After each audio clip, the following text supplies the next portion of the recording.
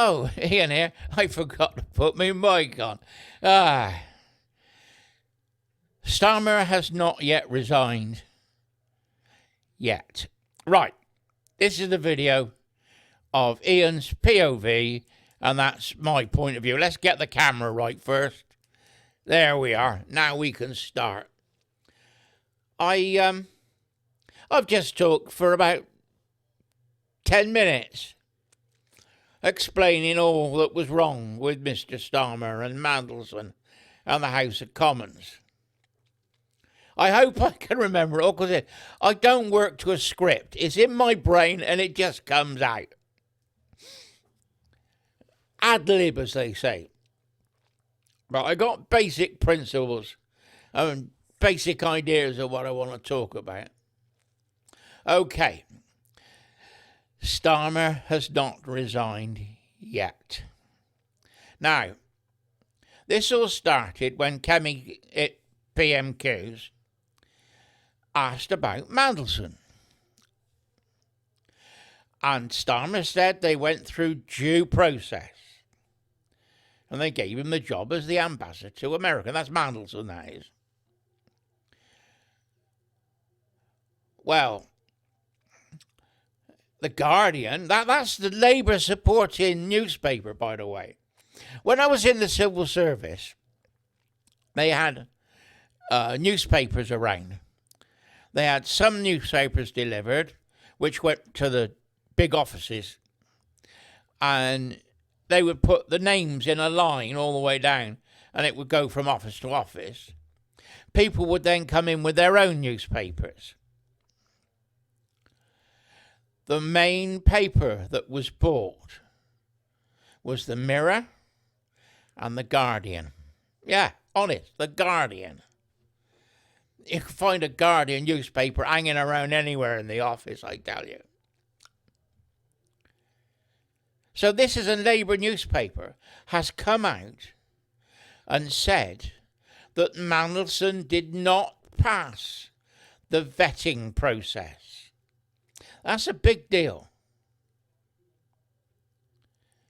When they vet you, I was a civil servant for 6 years, but before I got the job, I had to be vetted. And it's an MI5 vetting. And it's about a 12-page form you have to fill in. The organisations you're involved in. Your parents, your grandparents have all got to be listed.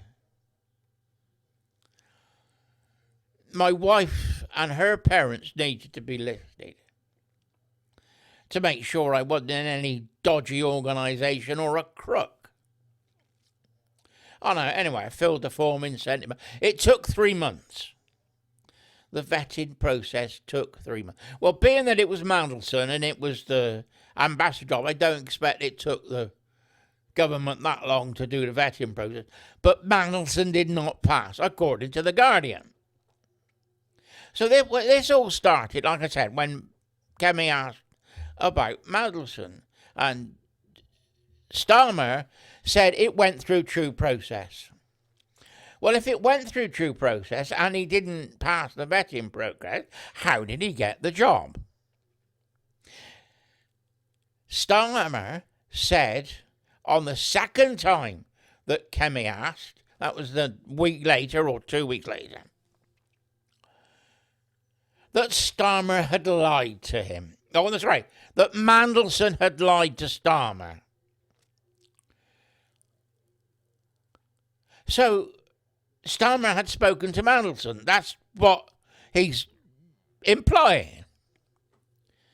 They then come out and say that Starmer did not speak to Mandelson. So if he didn't speak to Mandelson, how could Mandelson have lied to Starmer if Starmer hadn't spoken to him? You can't make this up, I tell you. Now we find that they say the Foreign Office. Well, that would have been David Lammy at the time. He was in charge. That they overrode the vetting process to allow Mandelson to get the job. What role did Starmer play in that? Starmer tried to blame his number 10 staff, the two that resigned. They had been speaking to Mandelson. Mandelson was still an advisor to the Labour Party, to number 10 and to Starmer. He was still on the Privy Council at this stage, being a senior politician.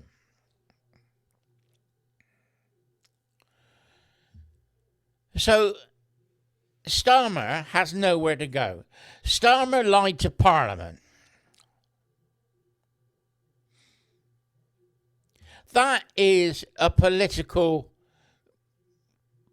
golden sin, to lie to Parliament. By saying he didn't know that Mandelson hadn't passed the vetting process is incompetence. He is the head of the MI5 and MI6. He's also the head of the government. The buck stops with him. Incompetence, that's what it is. He is not doing his job. He's off doing all these jollies. Now, the country's in a state, we got 2 weeks of jet fuel left.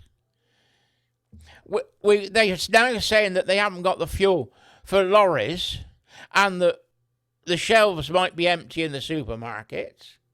And what does Starmer do? He goes off on a jolly. He went to Spain last week and then flew to the Middle East for the peace deal that wasn't anything to do with him, trying to take the credit for it, that lasted about 10 hours, maybe less, maybe 4 or 5 hours, I think. Then he comes back, now he's off in France with Macron, trying to do a trade deal with the French. This country is in crisis. The biggest crisis I think I've ever seen since the 3-day week. I was there during the 3-day week. I was in Bath. And we were only allowed to work with the lights on 3 days a week. We had to go in 5 days, mind. But friends of mine couldn't work at all. They were working 3 days a week only. We would do all our electric work, all the lathe work in 3 days. And then we'd do the handwork. We had the bench with the window right in front of me, so we had daylight. And we could work in the winter. We could work from about 10 o'clock in the morning to about 4 in the afternoon. Then it started getting dull and the light was going. But I was still at work at 8 o'clock till 5, mind. We had a light over the stairs, and as it was a safety thing, that was allowed to stay on.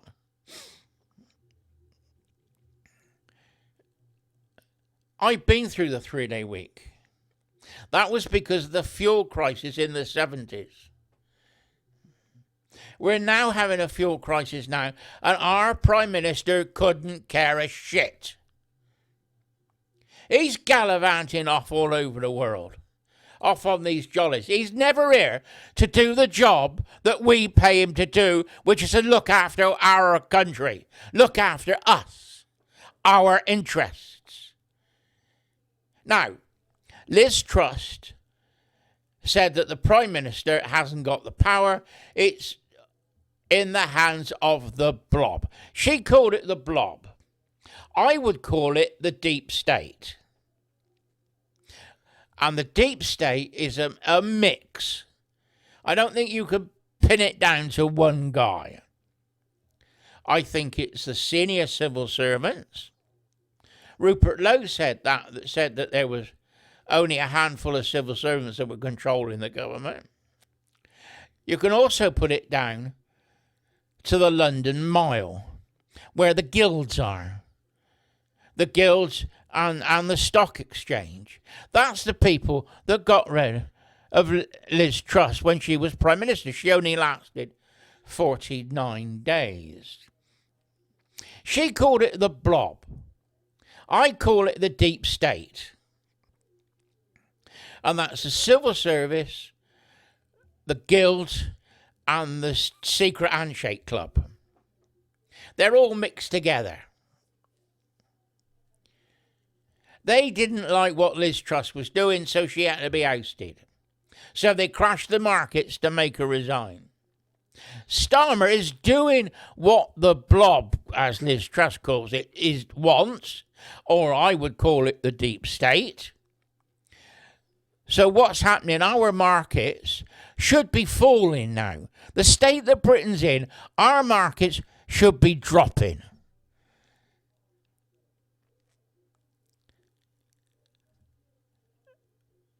Black Wednesday was bad enough, but we should be in that territory now. But the markets are still going up. Now, I think that the blob, the deep state, like Starmer being in power because he is doing what they want. So they are putting money into the stock exchange. This is what my mate reckons. It's not me working it out. It's my mate. He's a bit of a financial guru, he is.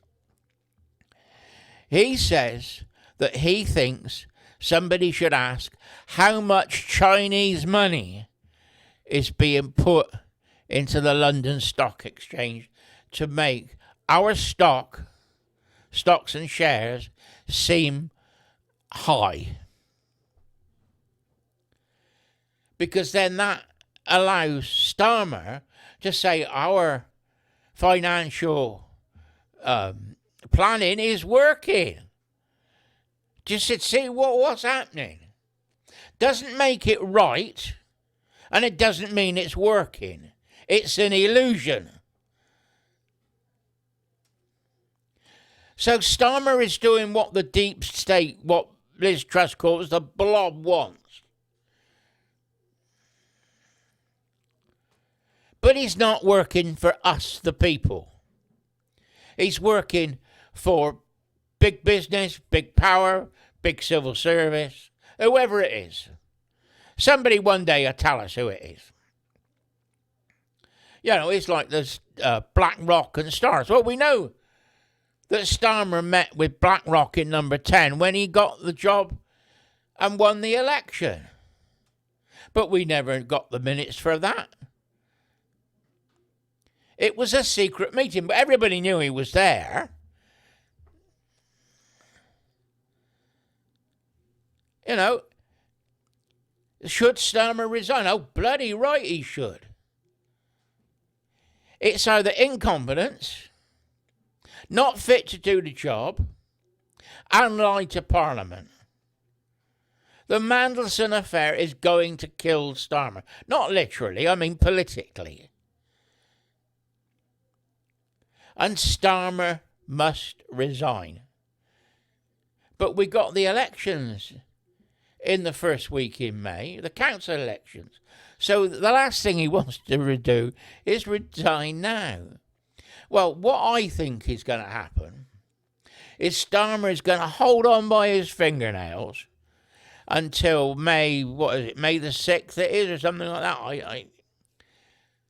Until the election is going to be so bad, they're going to lose all over the country, and then Starmer will resign. But that means they'll have to go through the process of having a new Labour leader, and that takes time because of the rules of the Labour Party. David Lammy is Deputy Prime Minister, so he may take charge while they decide who the new leader is going to be.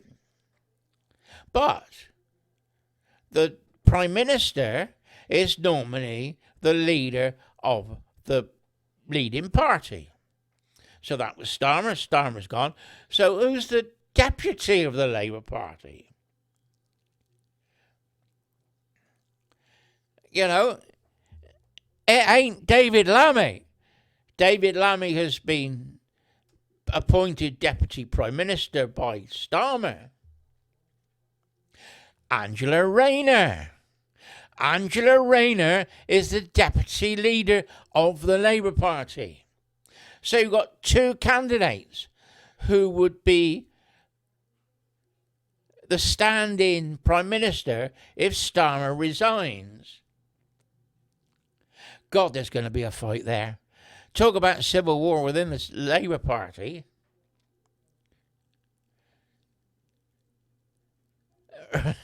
You can't make it up, I tell you. I'll just stand back and watch fireworks.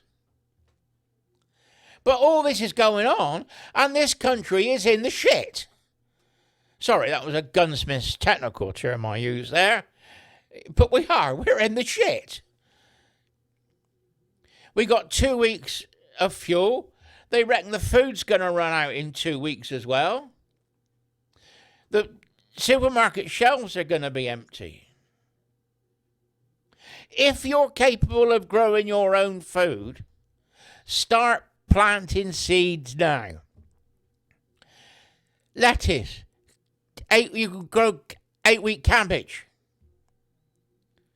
That's 2 months. They're only small little cabbages, but they're usable. Other things take a bit longer. But you can use cut and come again lettuce. That's brilliant. Even do it in a window tray. But you can grow food yourself. I'm not fit enough to grow food at the moment. I've done it all my life. But I don't think I could. But I'm trying to work out a way of doing it. Anyway, Starmer should resign, and he should resign now. Better still, he should cause an election and let the people decide. We didn't vote for this shenanigans. We voted for confident government, and we ain't getting it. Anyway, Ian's POV, signing off. Bye-bye for now.